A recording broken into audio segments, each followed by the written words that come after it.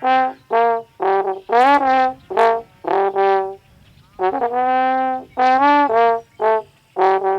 vlog, good morning. Day 80 is here with us. It's currently 9:28 in the AM and I just woke up. So yeah, my day 80 is here. Your day 80 is here.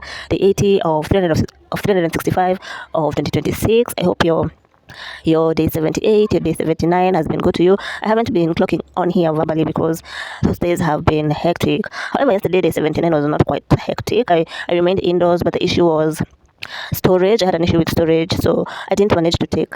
Actually, didn't even vlog yesterday. I only vlogged a bit. Like footage was less than 2 minutes. Imagine. But at least I vlogged something. I have something for day 79. It's not that bare. Yeah, so I've been struggling with a cold. I feel like there's a cold outbreak because also my sister is sick. Other people outside are sick, and if you're sick, if you're struggling with a flu, cold, I wish you quickest recovery.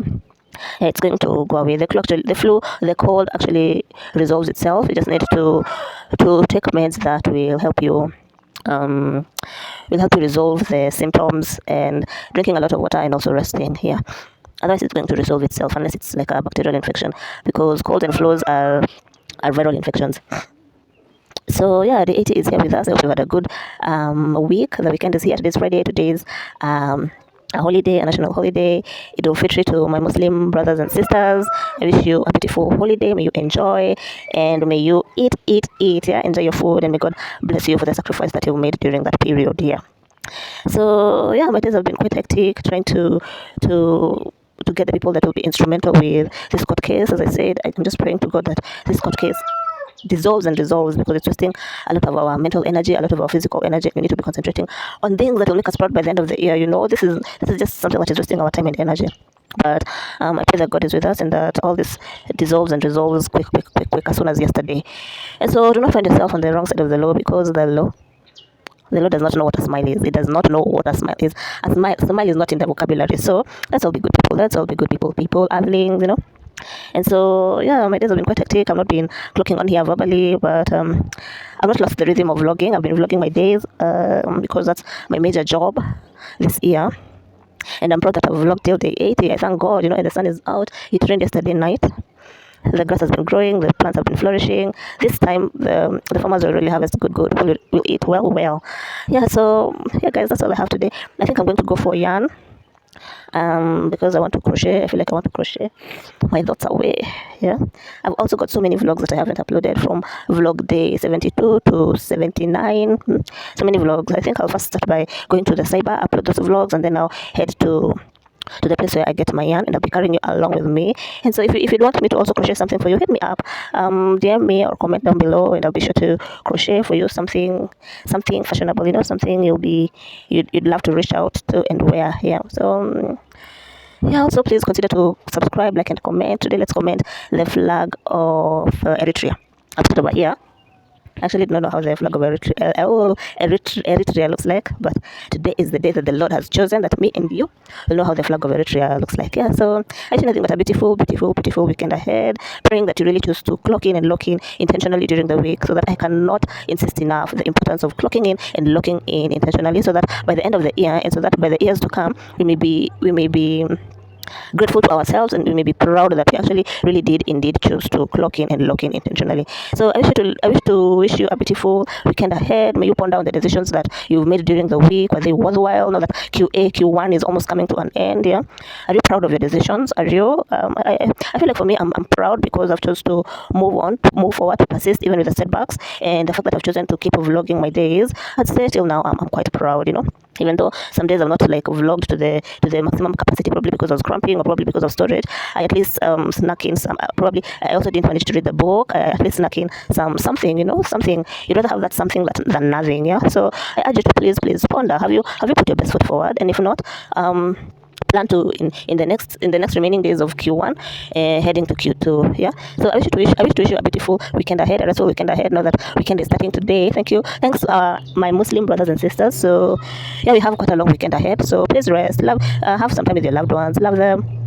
Have breakfast, lunch, supper together, do activities together, activities that make your family stronger, activities that enlighten your children, all those good things. Yeah. Visit your parents, visit your grandparents, yeah. All that good thing. Get out, bask. If your office is always you're always indoors, today take that opportunity to bask, yeah. Drink your water, drink your health shots, go to the gym, yeah. Do all those good things, and also seek God. Seek God. Thank God for your health, your family. Yeah. If you're not feeling well, pray, yeah. Pray. Let's seek God. That's the most important and paramount thing, seeking God, because it says, seek and you shall find, ask and you shall be given, knock and the door shall be opened. So I wish you nothing but all the best in this life, and I'll meet you back here as I'm clocking out. But until then, have yourselves a beautiful weekend ahead that is full of God's blessings, God's favor, mercy, and all those good things. See you back here or back in the house in the evening as I'm clocking out and as I'm reading the book today. I must read that book. Yeah, we must finish that book. So till then, have yourselves a beautiful Friday ahead.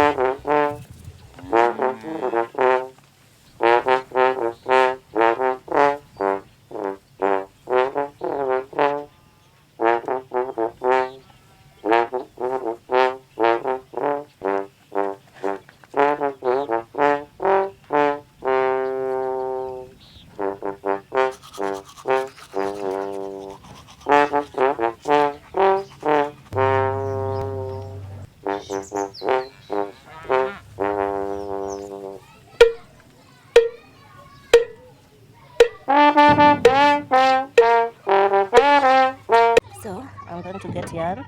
Plus, I've also been craving a chocolate cake.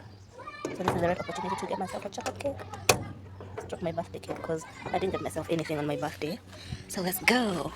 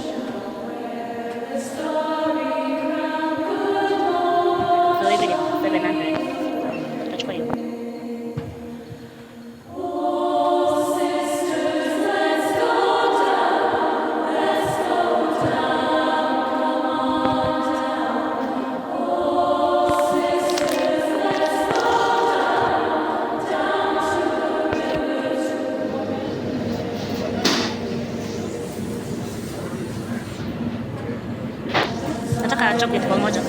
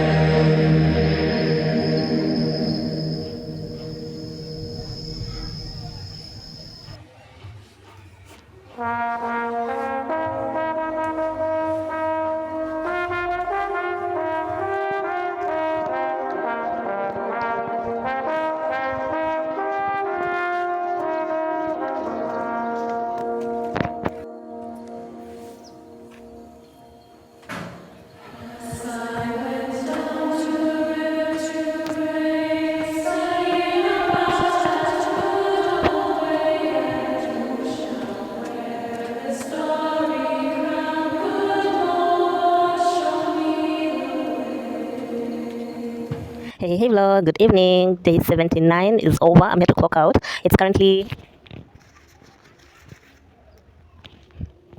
18:35, 6:35, actually 6:34 in the PM. And I realized in the morning that I was really confusing the days, even on the vlogs. I've actually been confusing the days. Today is actually day 79 and tomorrow will be day 80. So I think probably because I've really been having heavy days that I'm not even I've not been able to track what day I'm at or we are in, because we just wake up and start our errands. We wake up early in the morning. I don't even clock in verbally. We just start the errands. However, I vlog, but I really do not clock in verbally. So I did the count today and realized that we're actually in day 79 and not day 80. Yeah. So with all that being said, I hope you've had a beautiful day 79, a restful one, because today has been a holiday, Eid al-Fitr. Thanks to our Muslim brothers and sisters that they celebrate their Ramadan today. And so I hope you've had a beautiful day. I hope you've eaten. I hope you've celebrated with your fellow Muslim brothers and sisters, yeah, and you generally had a good day. So for me, I've had a good day. I went to the town. I bought yarn and I bought some other things that I was really craving. I was really craving a chocolate cake. Now that I didn't have any cake on my birthday, I found it. How do I say it? I found it okay to buy myself a cake since no one bought me a cake. And it's not that I expected not to buy me a cake, but it's sad that no one bought me a cake or wished me a happy birthday. Only my bank wished me a happy birthday. Imagine, it's crazy. So yeah, I bought myself some cake, some yogurt, some hot dog. Those are the things I was really, really craving. So at least the craving has been somewhat satisfied, and now get to crocheting. I'll get to crocheting tomorrow. I don't think I'll crochet today, but today we will read the book. Yeah, so that's how my day has been. It also rained in the town, so I stopped over until the rain subsided. Then I came back home. Yeah, that's how my day has been. I also uploaded a vlog day 72, and I hope you all will enjoy it and see how I spent my day in day 72. Yeah, so tomorrow is Saturday. Then Sunday, weekend. I hope you all will have a beautiful weekend ahead now that it started today, and that you rest and sleep, and your body heals, yeah, and you spend time with your loved ones, all that good stuff. So I wish to love and leave you until the 80, where I'll clock in and stay locked in and vlog how I experience the day, and so on and so forth. So I wish to love you and leave you until the 80. Until then, please have a restful weekend ahead. Sleep. Keep warm now that it's cold. Keep safe now that we've also been experiencing floods, Yeah, I wish you safe days. Yeah. Yes. Also, please do consider subscribing, liking, and commenting. Today, we are commenting the flag of Eritrea, and hope you do comment. So, I just want to go and put the lime trees indoors, and then now make supper, read the book, then drift away into slumberland. Till the 80, hopefully, God willing, we meet back here. Yeah, I wish you nothing but God's love in your life, God's favor in your life, God's mercies, God's graces. Yeah, so I wish to love and live you until the 80. But until then, may the Lord God Almighty Jesus Christ be with you and bless you.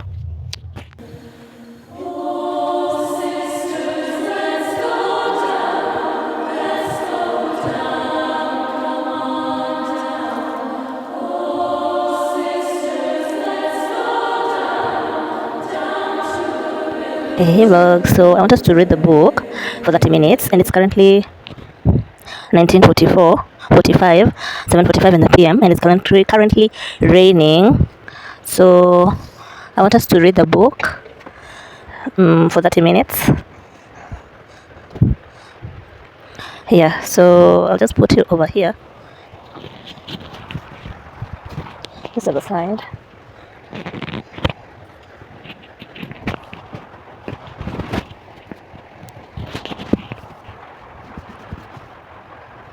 And then I'll just set the timer. 30 minutes.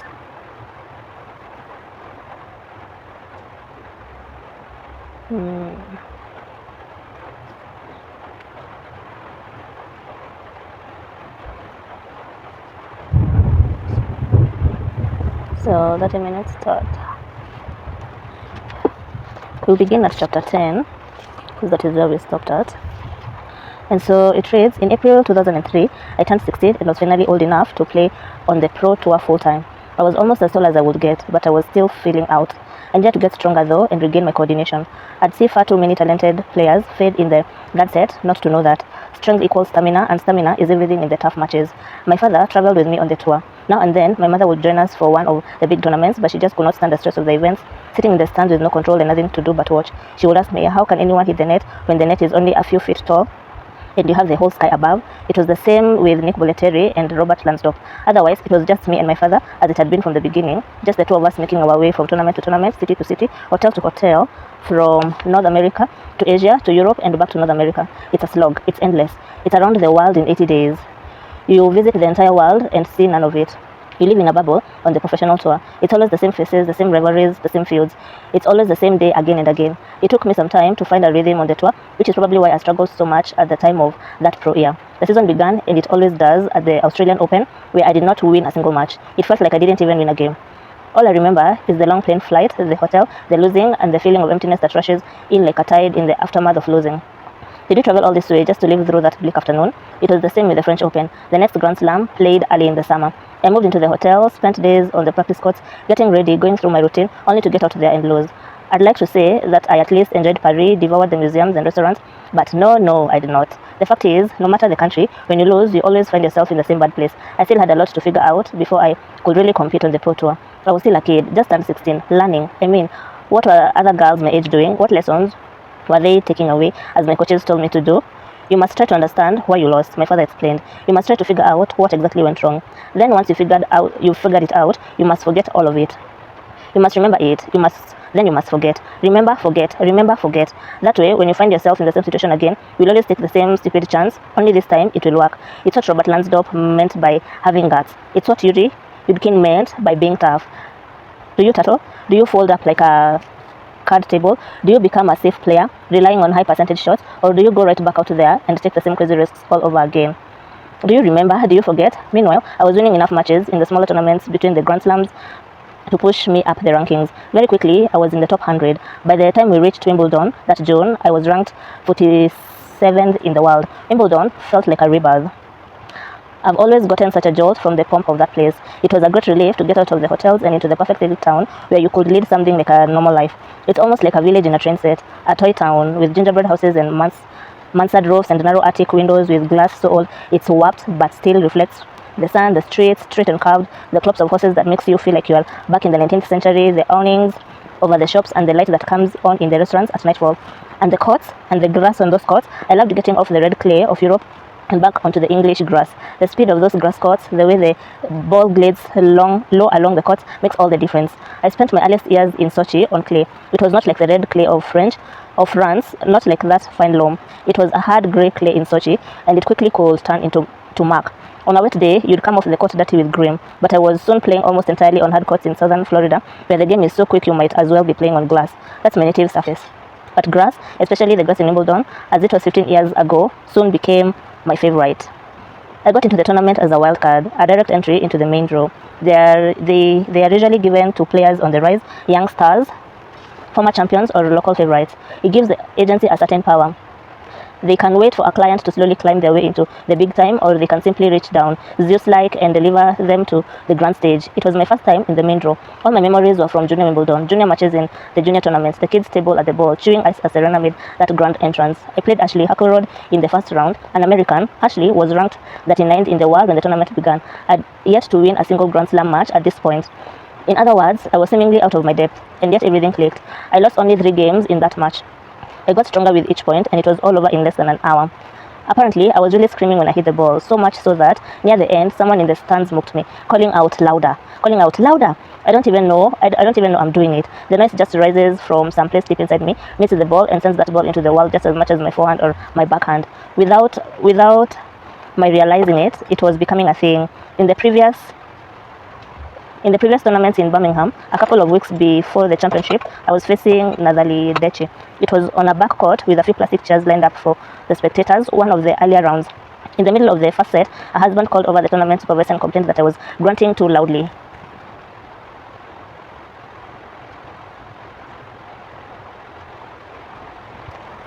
Sorry, the phone had locked itself, so I couldn't see the timer, but yeah, let's continue. That I was grunting too loudly. They told him they couldn't do anything about it. Following the match, which I won in straight sets, Dechi's husband came to my coach. He apologized, saying I really impressed him and that he will never complain again about my grunting again. After the match against Huckleroad, on TV, they described me as a Russian sensation, which is funny considering this was the first Grand Slam match I'd ever won. They also talked about all the Russian players who'd suddenly appeared on the scene. 18 of us were at Wimbledon that year. I had felt as if I'd been living my own life and making my own decisions, but apparently I had just been part of a wave, propelled by a force even stronger than my father. I played one of those Russians in the second round, Elena Bovina, a big girl, over 6'2", with a strong two-handed backhand. She'd already won a handful of tournaments that year, but I was riding a kind of crest, building toward the greatest tennis in my life. I beat her in the straight sets, again losing just 4 games all afternoon. A lot of that match I won with my serve, which on the grass was turning into a weapon. The third round, that was the first big test I faced on the Pro Tour, I was facing off against Jelena Dokic, the number 4 player in the world. In 1999, she had famously annihilated Martina Hingis, then number 1 in the world, on this same court in straight sets 6-2, 6-0. As far as I know, that was the only time a number 1 had ever lost to a qualifier at Wimbledon. She was older than me, more mature, and really in her prime in 2003. She was considered a contender in every tournament she entered. She hit every ball as hard as she could and then went all over the court. It sometimes felt impossible to keep up, and she had a crazed tennis father all her own, the famous Damir Dokic, who kept pushing Jelena to switch nationality from Serbian to Australian, from Australian back to Serbian. I was supposed to lose, then be happy and satisfied that I'd made it so far. Instead, to my disbelief, I won in straight sets 6-4, 6-4, which made me even happier. That night, we finally tried the tie plays. It was delicious. I played Svetlana Kuznetsova in the fourth round. It was tense even before the match began, mostly because this too was Russian versus Russian, and who would be the best, who would carry the banner, and so on. Svetlana was a few years older than me, and her father had been an Olympic athlete and an Olympic coach, which is not nothing. She had access to the kind of experience that most of us have to acquire through years of heartbreak and defeat. I had come into the tournament as a wild card, but I surprised her. That was turning out to be the theme of the week. I was surprising everyone, especially myself. It was supposed to be a walkover for Kuznetsova because she was a counter puncher and would retrieve every powerful shot I would hit, and I had real problems with counter punchers when I was young. It was supposed to be a walkover, but it turned into a dogfight. You might beat me, but it would be easy. It came down to the third set. She won the match, but it was one of those rare times I was not crushed by the defeat. In fact, I was encouraged, even invigorated. It was one of those strange matches where the loser actually comes away more satisfied than the winner, thinking, I can win, while the winner is thinking, I'm not so sure. Kuznetsova was knocked out by Justine Henin in the quarterfinals. Henin then lost to Serena Williams, who once again beat her sister Venus to become Wimbledon's champion. I had made it into the second week of Wimbledon, which was a huge accomplishment for a 16-year-old. Much of the frenzy of the week had died down by the quarterfinals. As players lose and leave, Wimbledon changes, becomes calmer. My memory of leaving the complex for the last night that year is still vivid. It was quiet. The buildings and the courts and the paths were empty. In the daytime, with all the crowds, you really do not get a good look at Wimbledon. All you see is people. But I saw it now. I really saw it. It must have been 7 or 8 p.m. I remember turning around and looking back and just taking in the green ivy on the fences and the brick and the lawns and being in awe of how still and beautiful it was. I was just standing there, the seconds going by, and the mood of the place overwhelmed me. It felt its specialness deep in my bones. I didn't compare it with my expectations because I had no expectations of Wimbledon. Nobody had really painted this picture for me. None of my coaches, not my parents. My father had always told me this is the top, this is where you want to be, but he never really managed to explain why. Likely, he couldn't put it into words, but now I understood what he meant. I won my first tournament as a professional that September.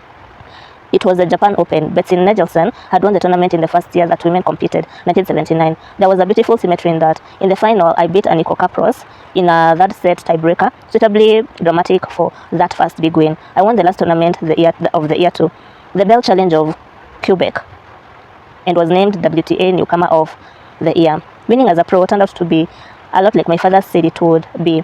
You hold up the trophy and the people cheer, but only for a moment. Then you're right back out on some nowhere court running wind sprints as the mosquitoes swarm.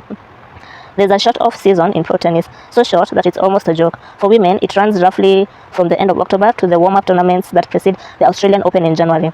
When it comes to actual downtime, you are really talking about 2 months that run from Halloween through Christmas. The most I've ever taken off during that time is 10 days, because as soon as I hit the last ball of the season, I'm already thinking about how I will improve the first ball of the upcoming season. In 2003, I spent those months in Los Angeles working with Robert Lansdorp almost every day. I needed to build on this previous season, improve every part of my game, if only by small margins. I also needed to get stronger, much stronger. I was now playing against grown women, though in many ways I was still a kid. Skinny arms and skinny legs. I may have been 16 years old, but I still looked like I was 12. Though I'd finally begun to make some money, it was still a bare-bones operation. My parents and I were staying in a cramped 2-bedroom apartment on the edge of Torrance, and we tried to spend as little money as possible. Our only luxury was renting a car so I could get to practice and back. Robert still jokes about it. I went by that apartment. It was in the middle of December, and I thought, what a dump. Christmas was just a few weeks away. The glittering displays were up in the store windows all over LA, but the family didn't even have a tree. I was feeling very sentimental at the time, and I thought it was a shame that this child could have no Christmas. So I went out with my now ex-wife, and we bought a big evergreen tree and ornaments and presents and tinsel and a star and set it all up when we were out somewhere with Yuri. Your mother let us in. She was looking at us like we were crazy.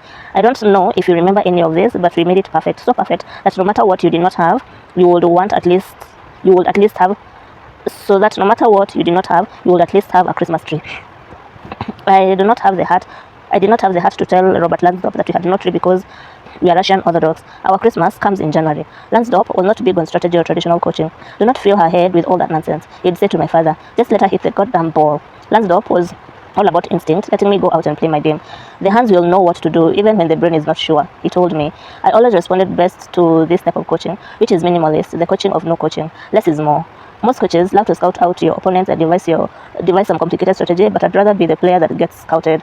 Let them devise and overthink. I just want to play. So yes, give me a few tips on how to win the match. Tell me to hit it to her backhand or to make her run, but more than that, and I'm thinking when I should be playing. That's one reason I worked so well with Lansdorp. He was all about the hitting. If you asked me what strategy he had in mind for a particular match, he'd say, my strategy is to hit until you win. Hit until you win. Chapter 11. A year on the professional tour plays out as a series of seasons. You start in Australia in late December or early January with a tournament or two. If you want to watch them in America, you have to wake up in the middle of the night leading up to that year's first Grand Slam in Melbourne. The year 2024 will turn out to be one of the best of my life. Just 2 years before, at the end of 2002, I'd been ranked number 186 worldwide. By the end of 2003, I was ranked number 32. My progress on the ranking board was going in the right direction, and this year would continue that trajectory. The season began with a solid performance at the Australian Open, so much better than my previous washout. In the first round, I beat Conchita Martinez Granados, now that's a name, in straight sets. I'd come in as the 28th seed, which meant I was not at the top, but was high enough to be scouted and gamed. It was the first time I entered a Grand Slam tournament and as a seeded player, and not just a wild card. Even then, my best quality was my focus, the steel in my stare. You could beat me by moving me forward or by making me hit an extra ball. But if you looked in my eyes, you didn't have a chance. That came from Yuri, that game face. The Australian Open is played in a beautiful facility in Melbourne. It's summer there when the tournament begins, heading into fall and now and then, because it's after harvest time in the countryside. You smell the distant fields burning. If the wind is just right, the fine white ash rains from the sky. If you're playing when this happens, it feels miraculous, as if it's snowing in summertime. By the second round, I'd fallen into a routine. I'd arrive at the venue 4 hours before my match, go out to the court and warm up, then meet Yuri and my coach at the time, Eric Van Happen. I won the second match in straight sets, beating Lee Waters, who was much older than me, 10 years, ages in tennis time. It's a strange thing about this game. Everyone is always arriving or going away. She was going away. I was a kid who had won a few big matches, but the really good things were still in front of me. In other words, I was arriving, still at the very beginning of my career. Before I looked up, I had reached the third round, losing only 11 games in the process. Everything was beginning to click at just the right moment. It was as if all the things that Robert Lansdowne and Nick Bollettieri and Yuri Yudkin and my father had taught me in all those hours on all those courts had suddenly been absorbed by my arms and shoulders. I was consistently hitting the ball low and hard and flat, stepping into my returns, placing myself into the corners. If anything, I came into that round feeling a little too good.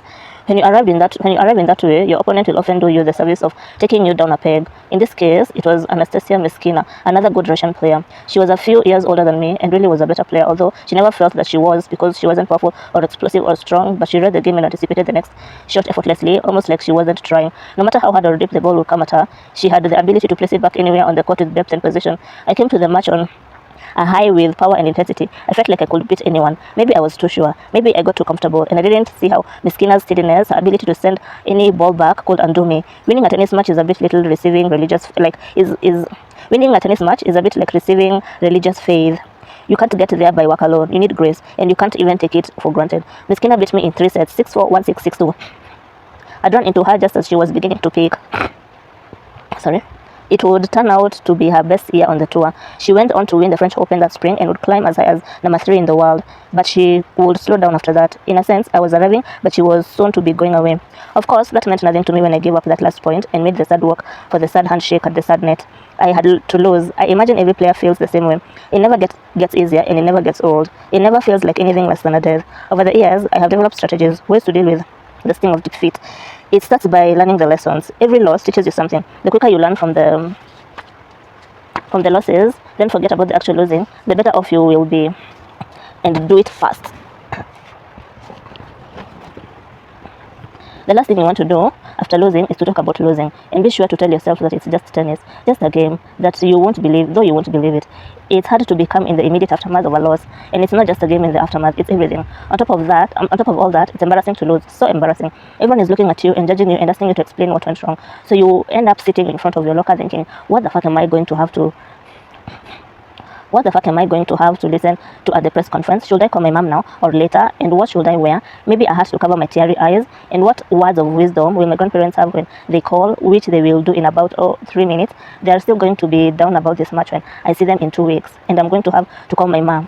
And time is up.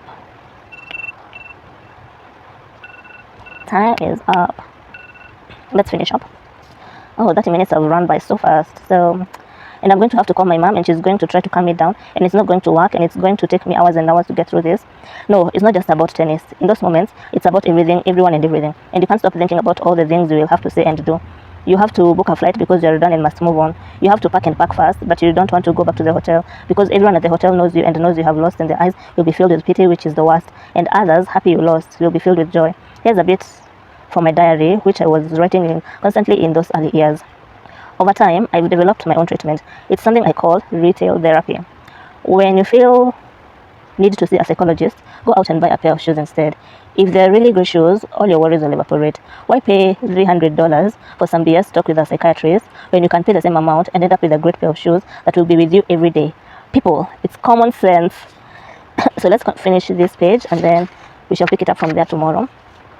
So maybe the best lesson I ever got about loss and how to handle it came by way of an example. It was a gift, though the giver did not mean to give it to me, or maybe she did. You never really know. It was at some tournament in who knows where, and Kim Clijsters, a Belgian player whom had always liked, lost and lost early, very early. She did not seem upset or embarrassed by any of it, not at all. I bumped into her right outside the locker room. I looked away, then directly into her eyes, because you never really know what to do in such a situation. Now I was the one with those awful pity-filled eyes. Kim was on her way to the press conference. That is, she was heading into the shit.